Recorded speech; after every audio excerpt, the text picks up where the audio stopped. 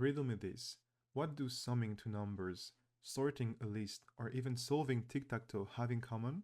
You guessed it. These are problems that lie in the class P. But what exactly is a class and how to classify problems?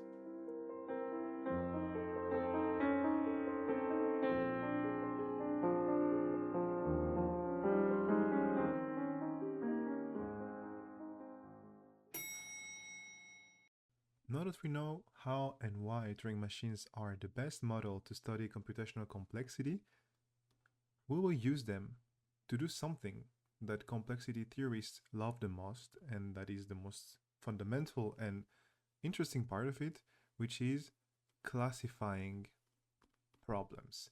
And first, what exactly is a problem? Well, a problem can be seen as anything that is related to computation. A problem could be you give an input and you want an output. This is what we call a problem, as simple as that. So you could basically say that a problem is a function that takes an input that lies in some space A and that outputs something that lies in space B. And more generally, we will say that we'll work with binary functions. So a function that takes a sequence of zeros and ones and outputs a sequence of zeros and ones. For example, the problem could be output 1 if and only if the Hamming weight of x is odd. So the Hamming weight of x modulo 2 is equal to 1. The Hamming weight basically is the number of ones in the string. So for example, if you would have here f of 0, 1, 1, we have two ones, so it's an even number. Here we would have 0. And if we have here f of 1, we would have 1. This is the problem. And we have the input here and the output here. Of course, here we didn't specify that we want to output 0 if this is not the case, but we can imagine that this is what was intended at the beginning. And so here, I didn't explain, but when I write 0, 1 with a star and 0, 1 with a star, it's basically any sequence of zeros and ones of any size that you want. So 1 belongs to this set, 0, 1, 1 belongs to this set, and 1, 1, 0, 1, 0 belongs to this set too, for example. And now we say that we want to classify problems. In a very general way, classifying a problem or classifying a function, here if f belongs to a class C, it means that f respects the properties of C. For example, C could be really anything. C could be the problems that output 1 bit.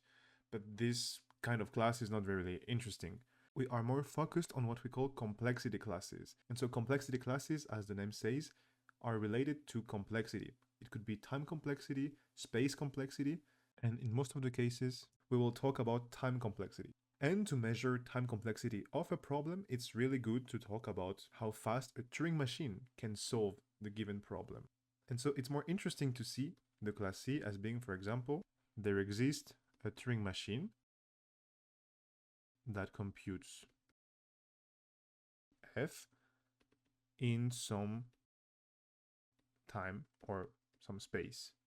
Of course, we can define complexity classes as different things. We could say that, for example, there exists a program in a certain language, or there exists only a DFA, so a finite automaton that solves this problem in some time. It can really be absolutely everything that you want. But in this video, we will study the complexity classes that kind of classify the problems with respect to how fast or how much space they need to take at minimum by any possible Turing machine that exists. So now, let's define our first complexity classes. But before explicitly defining what are going to be our first complexity classes, let's define what are decision problems, because now we will mainly focus on them. So a decision problem is basically any problem, any function f, that takes any input, but only outputs one single bit. So we say that we accept the input x if the output is 1, or that we reject if the output is 0. And so when we talk about a decision problem, it's equivalent to talk about the language of this decision problem. And we define the language of a problem as all the inputs that are bit strings such that f of x is equal to 1. And so because we only have two possible outputs, no matter the input, we will have certainly either 0 or 1, it's enough to describe the problem by just its language. And this is why often we will say that the problem lies in the class, but it's equivalent to say that the language lies in some class when we talk about decision problems. Of course, this language wouldn't make sense if the output could be like 0, 1, or 2, or 3. If we have more than two outputs, then it's not sure what exactly the language means in this case. But here, because we work only with two possible outputs, it's equivalent to characterize the problem with the explicit function or its language. And from now on, when we'll talk about problems, we will implicitly talk about decision problems. And so when we will talk about a language, it's equivalent to say that we talk about a problem. And so now we are ready to define our first complexity class. So the first complexity class that we are interested in is, of course, the time complexity of the problem of the language, meaning that we can define it as follows. We say that the class time g of n, it's the class of all problems or all decision problems. So here, decision problems, such that there exists a Turing machine that computes them in time at most big O of g of n.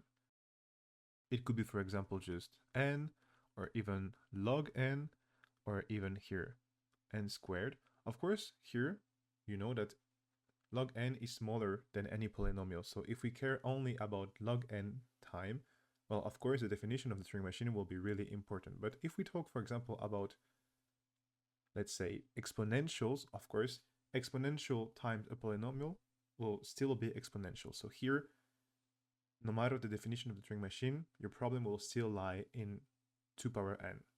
Here, this class is really general because it can describe absolutely every time bound that you want for a computational problem. And so depending on what function here you plug to be g of n, you will have a better name for this class. The most interesting example for this is the class that we call the class P, that you may already have heard of. It's one of the most important classes in computational complexity, and we'll define it right now. This is the last and the most important definition of this video. We say that the language L belongs to P if there exists a Turing machine that accepts L. And so here, when we say that the Turing machine accepts L, it's the equivalent of saying that the Turing machine computes the function f associated to this decision language here. So if we say that a Turing machine accepts L or that computes this function here, it's equivalent. So L belongs to the class P if there exists a Turing machine that accepts L on at most polytime. So meaning that for each single input that has a size n, well, we will know if it's in the language or not in at most poly n steps. And so more formally, we can say that P is basically the union over all time classes that have the form time n power k with k going to 0 to infinity. And so this is how we often define the class P. And basically we say P because if a language belongs to P, it's P for polynomial. So we say that there exists a polytime Turing machine that accepts L, or equivalently that there exists a Turing machine that accepts this language L on at most poly n steps. And also in the last videos, I talked about solving problems in an efficient way. We say that solving a problem efficiently means that there exists a Turing machine that solves this problem in polynomial time. And so if this is the definition of what we call something efficient, we can also say that if L belongs to P, then L can be solved efficiently, because P is basically the class of all problems that can be solved efficiently, if we say that efficient means polynomial time solvable. And so now it's really exciting because this is our first path to defining more complexity classes. Of course, we always need to begin with the most simple class, which is the class P, but depending on how much power we add, for example, when we add non-determinism that we will see in the next video, or when we add more exponential power or even randomness to your Turing machine, it will create and define more powerful classes. And studying the relationship between all the classes is something really, really difficult because, for example, in the next video, we will see the class NP. That stands basically for non-deterministic polynomial. And so we don't know, we of course know that P is in NP, but we don't know if P is equal to NP.